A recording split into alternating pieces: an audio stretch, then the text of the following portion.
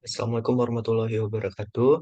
Izin memperkenalkan diri, nama saya Abdul Rahman Wahid dengan NPM 211506114 dari kelas PSTC. Di sini saya akan menjelaskan mengenai apa yang sudah saya dapatkan selama mengikuti praktikum ketiga dengan judul percobaan deadlock.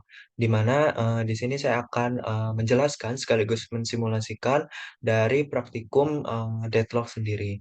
Nah, sebelum kita masuk ke simulasi, saya akan membahas sedikit tentang deadlock.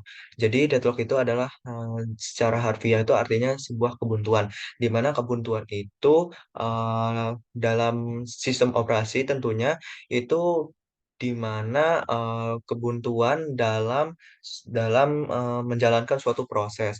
Nah, jadi deadlock itu adalah suatu eh, posisi di mana proses itu tidak berjalan lagi atau kondisi di mana tidak ada komunikasi di antara proses yang membuat proses tersebut berhenti.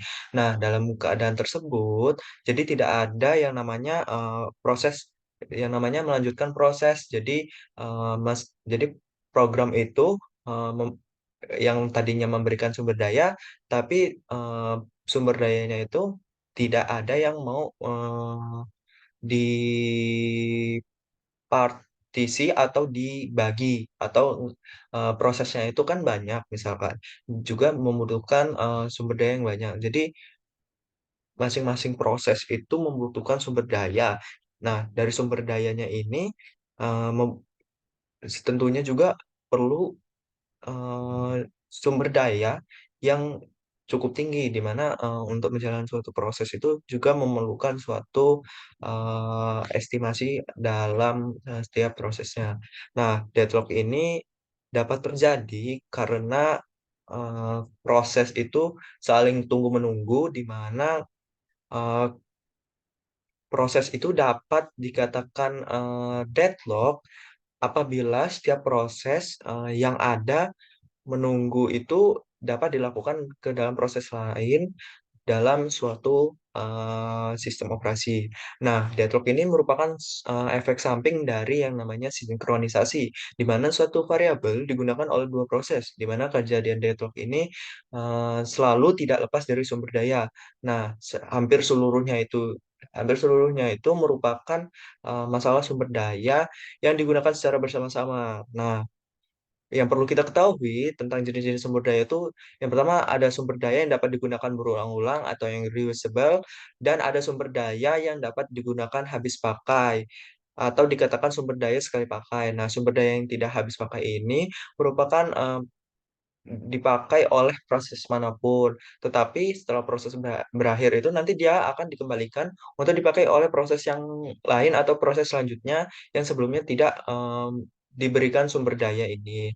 Nah, untuk model sistem deadlock pada sistem operasi, di mana proses menggunakan sumber daya dengan urutannya itu sebagai berikut. Nah, yang pertama itu kita dalam menjalankan suatu sistem operasi yang normal, dia mengajukan yang namanya permohonan atau request, di mana request sendiri merupakan permohonan dengan mengakses sumber daya yang sedang digunakan oleh proses lain. Maka proses itu harus menunggu sampai sumber daya yang diminta tersedia atau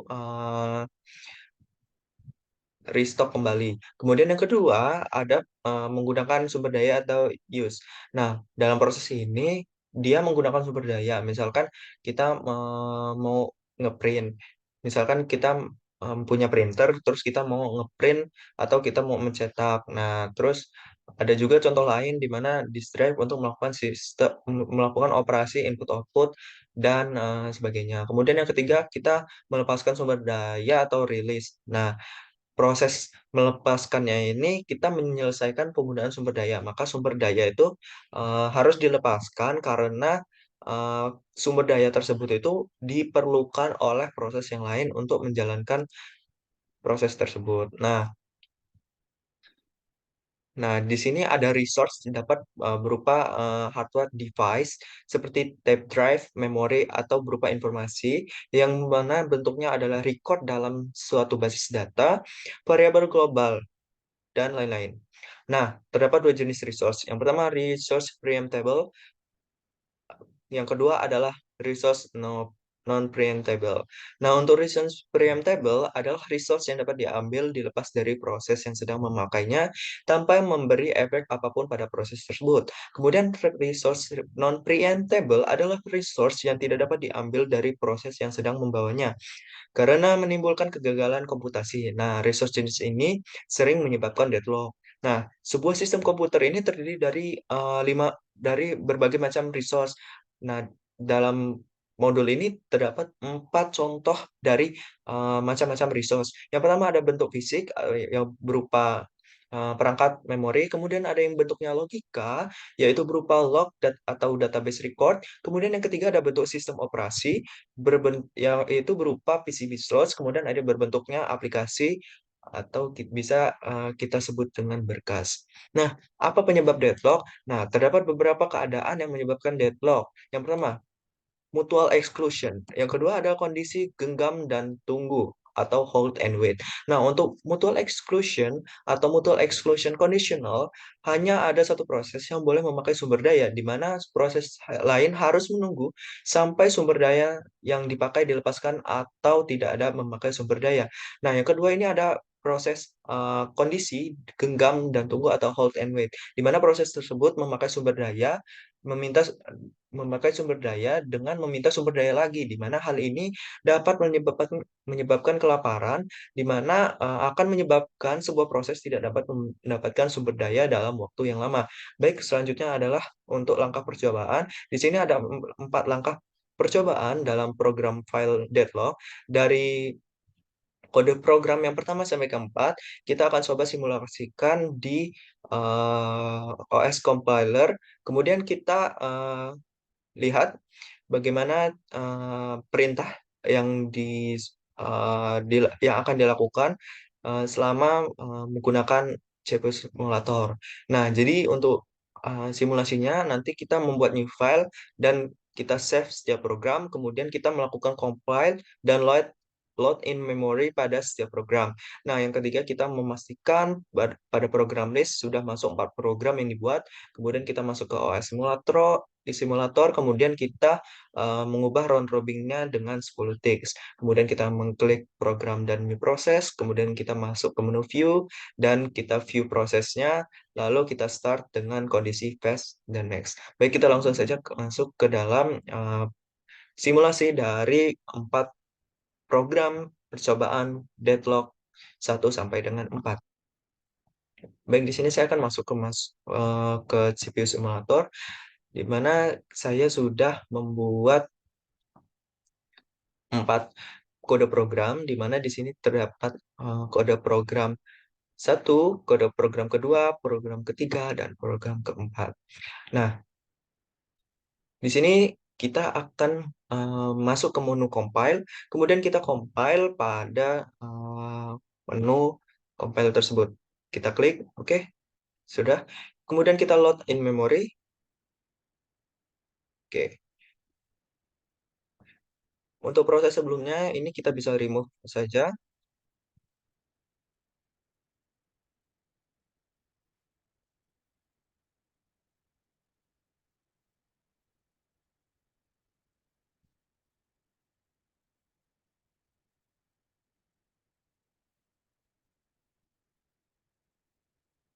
Oke, sudah. Selanjutnya kita masuk ke program kedua, sama seperti tadi kita compile, kemudian kita load in memory. Oke, muncul next. Kita masuk ke kode program ketiga, sama seperti tadi kita compile, kemudian kita load in memory.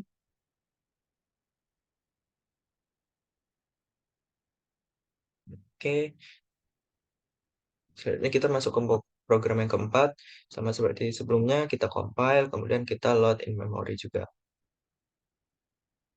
Oke, nah selanjutnya kita akan masuk ke menu OS. Nah, di sini program listnya sudah terlihat. Program list pertama, program list kedua, program list ketiga, sampai dengan program list keempat. Nah, kita klik 2 kali pada program pertama sampai dengan program keempat. Oke, sudah.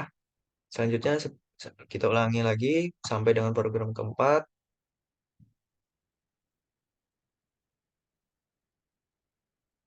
Oke, sudah.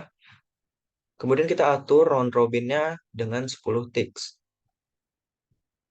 Kemudian kita atur juga kecepatan dari speednya sampai dengan max. Oke,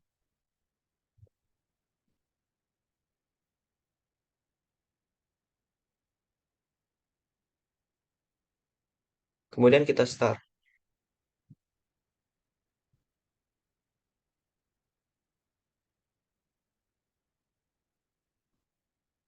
Oke, nah di sini pada program pertama sampai dengan program keempat, apabila kita melihat view proses dari sistem resource-nya, terjadi proses deadlock, di mana pada program pertama sampai dengan keempat itu terjadi allocated dan requested, di mana proses tersebut itu saling meminta resource. Jadi eh, mereka itu saling membutuhkan resource secara bersamaan. Jadi terjadilah suatu deadlock. Nah, selanjutnya kita akan mencoba untuk mensimulasikan apabila kita mengatur prevent, recover, avoid, dan detect-nya. Nah, dalam praktikum kali ini, percobaan kali ini saya akan mencoba terlebih dahulu dari prevent dulu ya. Dari prevent kita coba uh, uh, disable dulu hold and wait-nya.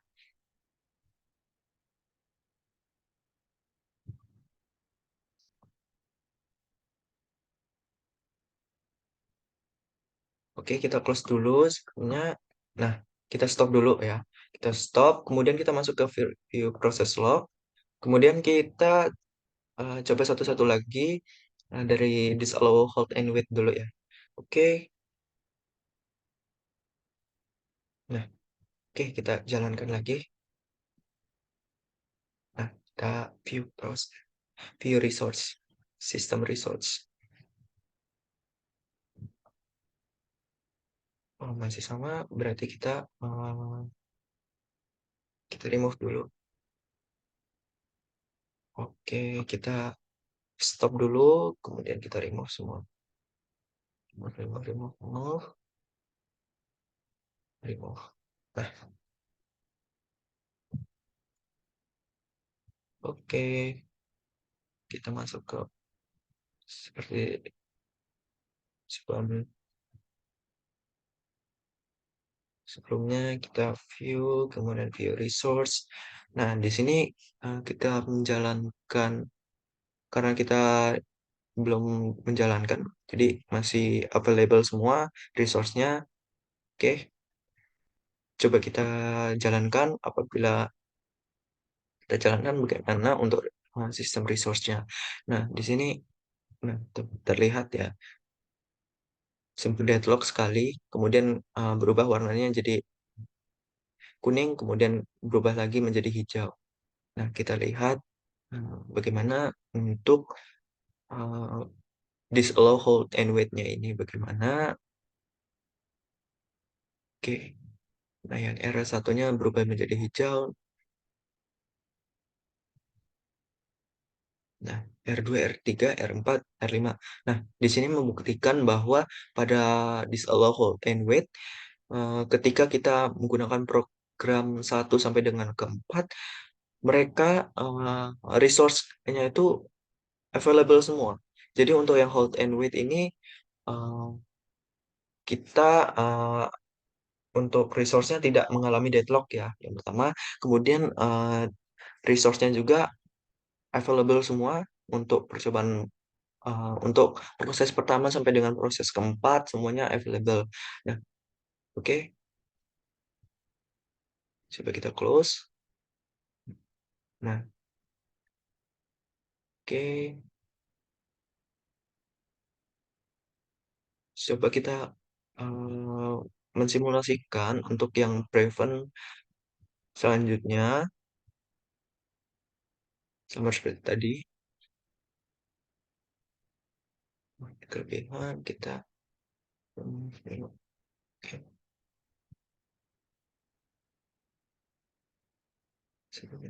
Oke, kemudian kita view resource log, kemudian kita mencoba untuk yang circular weight ini bagaimana untuk percobaan ini. Oke, kita start.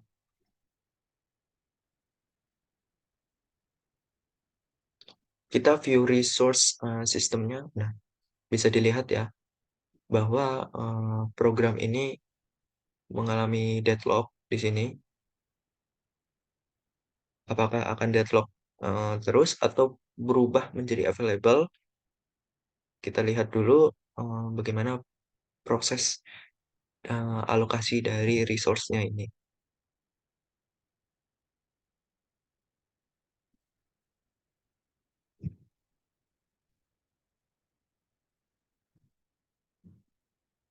Nah, oke. Jadi di sini untuk circular weight-nya kenapa deadlock? Ini bisa terjadi karena program sebelumnya adalah hold and wait, di mana circular wait ini adalah kondisi saling tunggu-menunggu. Jadi untuk circular wait kan bisa kita gambarkan seperti bentuk belah ketupat ya. Jadi proses kemudian resource itu ibaratnya saling membutuhkan gitu. Jadi mereka saling tunggu-menunggu gitu, makanya eh, mereka mengalami deadlock pada yang circular weight ini. Untuk percobaan selanjutnya, bagaimana kalau kita menggunakan use total ordering? Oke, kita close dulu. Kita close. Nah, kita stop dulu. Kita stop. Kemudian kita kembali ke view resource. Bagaimana kalau kita coba dengan use total ordering? Nah, oke.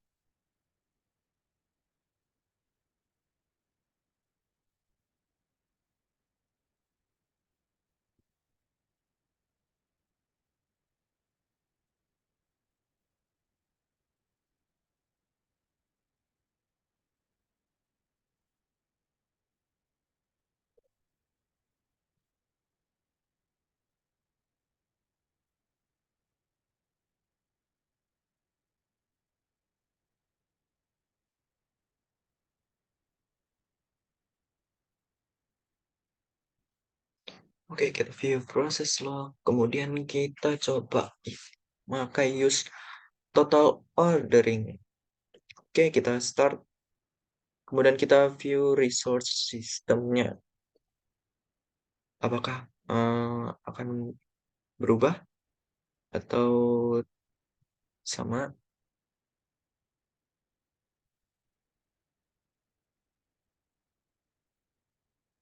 Oke, di sini proses pertama sampai dengan 4 masih allocated plus requested.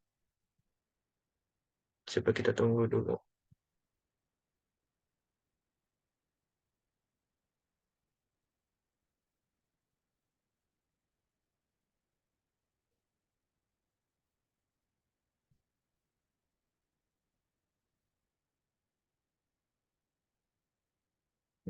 Oke, mungkin kita untuk yang ini karena hold and wait-nya itu masih ada. Jadi untuk yang circular wait dan use total ordering itu coba kita ulangi lagi.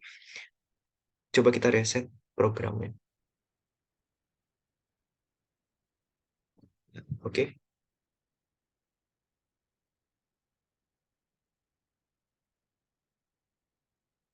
kita stop.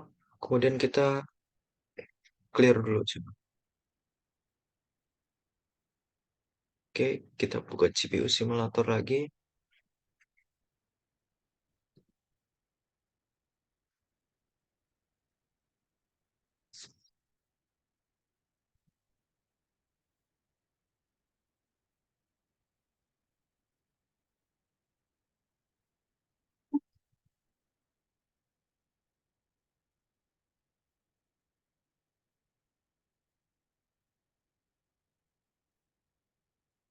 Oke, ke compiler, kemudian tadi kita load itu program pertama sampai dengan program keempat. Oke, kita compile ke memori. Oke, nice. Kita ulangi sampai program keempat. Oke, kita compile ke memori. Oke, sudah.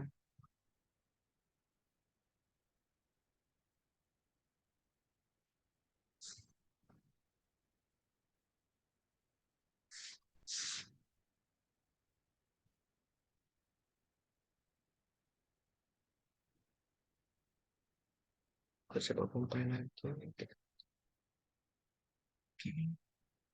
sudah. Nah, untuk program yang keempat,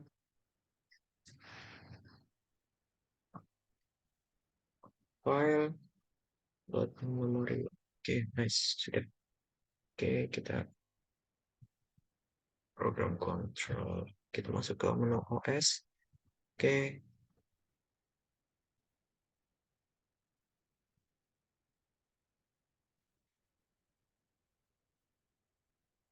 kita klik ke bagian yang paling cepat. Kemudian kita atur round robin dengan 10 detik. Oke, kita start.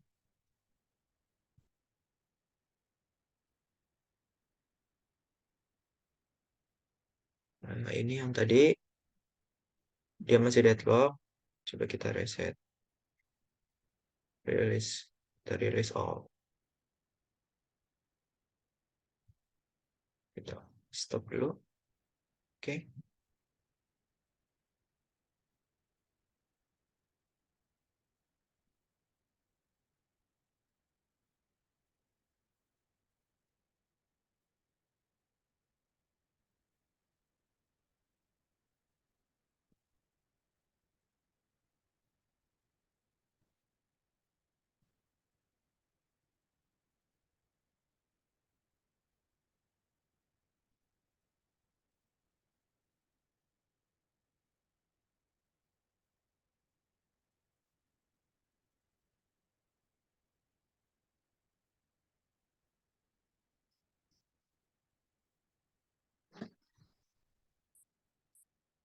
Hmm, yang ini bisa ya kalau kita menggunakan disallow singular wait karena tadi kan kita menggunakan program yang ini ya. Kita menggunakan program yang prevent yang hold and wait. Jadi untuk hold and wait itu kan ada kondisi di mana saling tunggu menunggu kan, di mana proses itu butuh database dan database juga tuh perlu proses untuk eh, memberikannya untuk mengalirkannya ke suatu proses gitu. Jadi untuk yang ini bisa.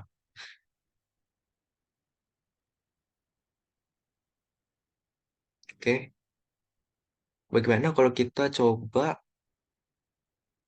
program ini menggunakan yang total ordering? Bagaimana hasilnya?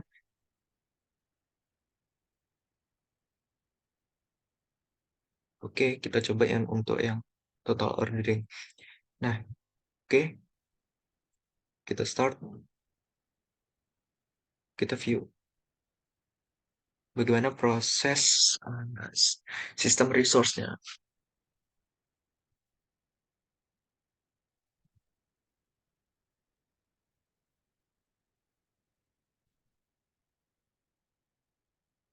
Untuk yang di R4 masih merah, karena masih allocated plus requested. Kita tunggu, apakah dia berubah? Oke, oke. Untuk yang use total ordering, available semua, resource-nya, dan tidak terjadi deadlock. Apabila kondisi di mana kita tidak menggunakan hold and wait. Jadi untuk yang hold and wait tadi, untuk kita menggunakan hold and wait itu kita reset dulu sebelum kita menggunakan use total ordering. Bagaimana kita menggunakan, bagaimana apabila kita menggunakan yang untuk yang recover, avoid, dan detect. Oke, Coba kita reset aja dulu. Oke, kita ganti ke abort proses. Nah, untuk yang abort proses ini bagaimana untuk kondisi dari sistem resource-nya. Oke, oke kita start. Kemudian kita view resource system-nya.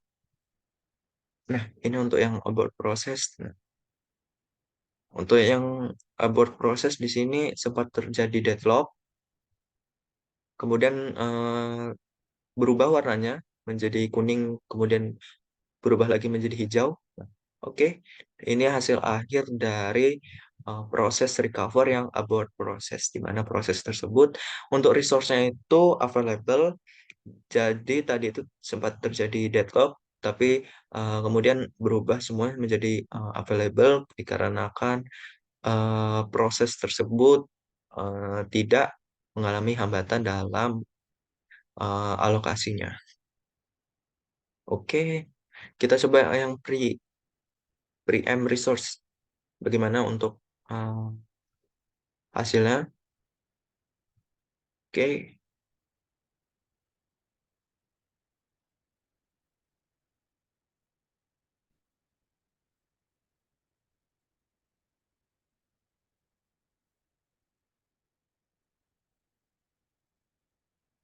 oke, kita coba preempt resource. Bagaimana hasil dari sistem resource-nya? Oke, kita view sistem resource-nya. Oke, di sini. Oke, sempat terjadi deadlock ya di sini ya. Bentrok antara R1, R3, dan 4, kemudian berubah warnanya menjadi kuning, kemudian pada R4 juga berubah menjadi kuning, kemudian nanti juga pada R3 itu berubah menjadi kuning. Nah, dari kuning menjadi hijau, pada R1, R2, R3, R4 semuanya menjadi hijau. Jadi pada proses recover, tepatnya pada preempt resource, tadi sempat mengalami deadlock pada alokasinya, namun di sini terjadi uh, resource-nya itu available semua, tidak ada deadlock pada hasil akhirnya karena alokasinya sudah terbagi semuanya. Oke, kita coba untuk yang avoid. Kita coba enable bagaimana hasilnya.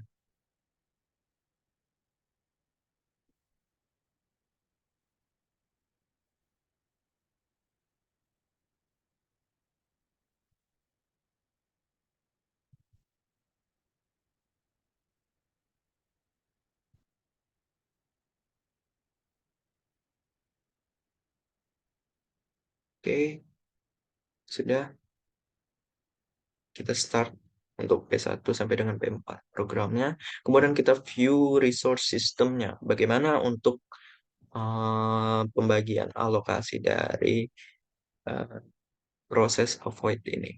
Oke, jadi deadlock ya di sini ya pada program. Pada resource 1, 2, 3, dan 4, apakah masih terjadi deadlock? Kita tunggu dulu. Oke, untuk yang avoid-nya enable, di sini terjadi deadlock. Bisa dilihat pada waiting prosesnya. Di sini ada tulisan D, berarti artinya deadlock. Jadi kesimpulannya untuk yang proses avoid ini, kita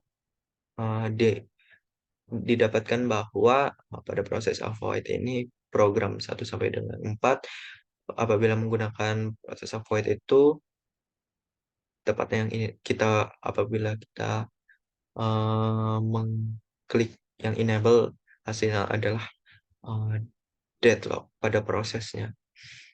Oke, oke. Mungkin sekian penjelasan dan simulasi yang sudah saya dapatkan mengenai praktikum ketiga sistem operasi judul Deadlock. Sekian, terima kasih. Saya akhiri. Wassalamualaikum warahmatullahi wabarakatuh.